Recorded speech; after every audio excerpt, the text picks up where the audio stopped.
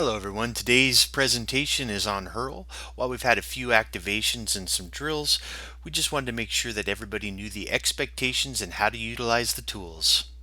Hirl stands for High Incident Response Load. Hirl activation can either come from the district if our resources are becoming overwhelmed, or by Firecom if their call volume is too high, they're becoming overwhelmed, or if their communication systems go down. And that's actually happened a couple times in the past. It can also be scheduled out if there is an event that could potentially overwhelm our resources, like 4th of July or a bad snowstorm. DOC dispatch. It's currently the District Operations Center at Station 60. That could be moving in the near future, but it is staffed by the Hirl team. The next couple slides are covered in the Hirl checklist. I just wanted to touch on them real quick and fill in some details. During a Hirl activation, Firecom calls always take priority. If you are on a Hirl call, then you're dispatched by Firecom. Realize that they're dispatching you to a higher priority call. You're supposed to respond as normal, and then make sure that you notify the DOC by text. While we will be trying to make sure that we're staying on top of who's getting dispatched where by Firecom, if we are in a position where we're really busy, there is the potential to miss the fact that you got dispatched, and we need to get another unit en route to your previous Hirl call in a timely fashion. If you are on a extended Hirl call, it is extremely important that you put yourself out of service either in the CAT or by radio. Most of our calls that we're going to be going to in this scenario, if you're on a Hirl call, are going to be something that we could pinned. But if you arrive at scene and realize, wow, we're going to be here for a while, make sure you go out of service so Firecom doesn't pick you up for another call. Ensure that communication goes to the correct dispatch center. If Firecom dispatches you, utilize normal Firecom communications.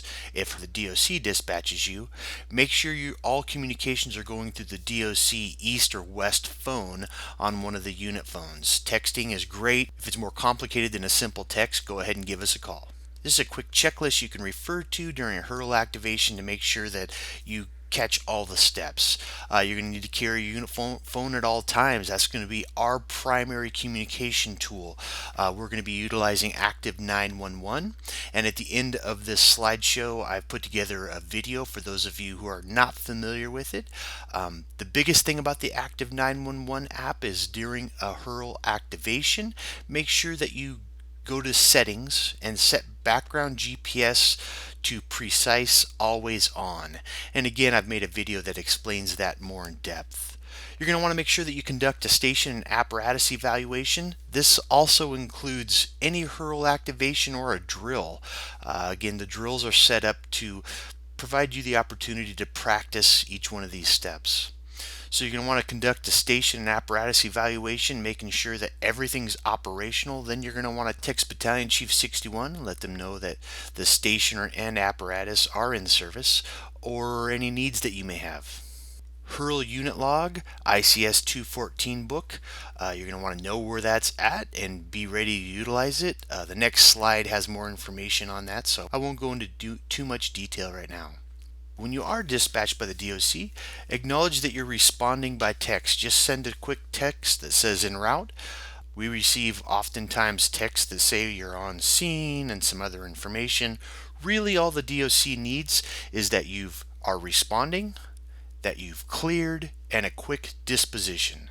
So acknowledge en route by text and monitor the Firecom dispatch channel. Realize that you could be dispatched to a higher priority call by Firecom. Communicate with the DOC for any needs that you have. A text is fine, or if it's more information you can quickly fit in the text, go ahead and give us a call. Also understand that during these times of high call volume, Firecom's probably overwhelmed and not going to give you the amount of information that you're used to. We have had times during our last few activations where crews have called in looking to get more information, and we just didn't have any to get. Firecom is given us all the information that they have, and we've passed it along. So the most important thing is just to get boots on the ground and check it out. At the end of the call, notify the DOC by text when you are AOR and give a quick disposition. Again, we don't need to know when you're AIQ, just the fact that you're ready and able to take another call.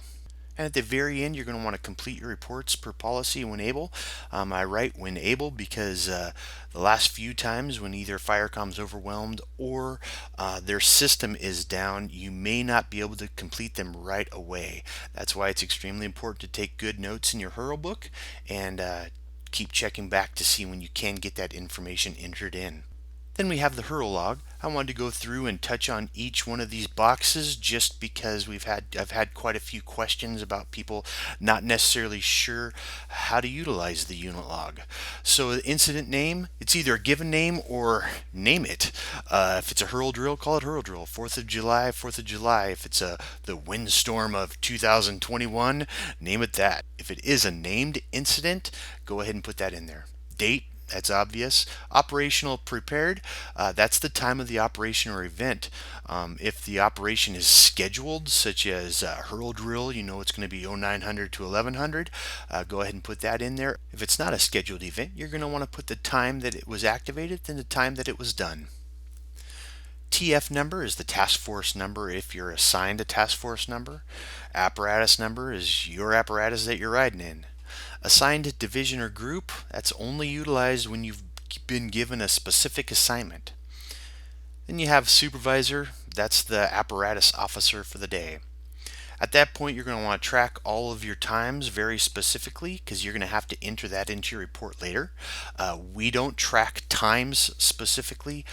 We do track at the DOC what time you called AOR and what time that you were dispatched, but rely upon your own call times that you've written down in your Hirl log.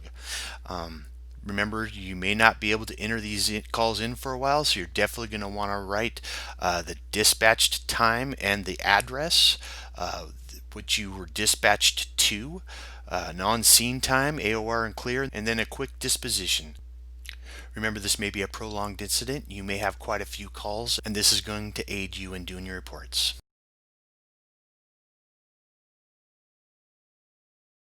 We'll be utilizing the Active 911 app on all the rig phones to tone you out for any Hirls. So during a Hirl activation, you'll need to make sure that you're familiar with the Active 911 system, and I'll go through some settings that we'll have to have you specifically go through and set up.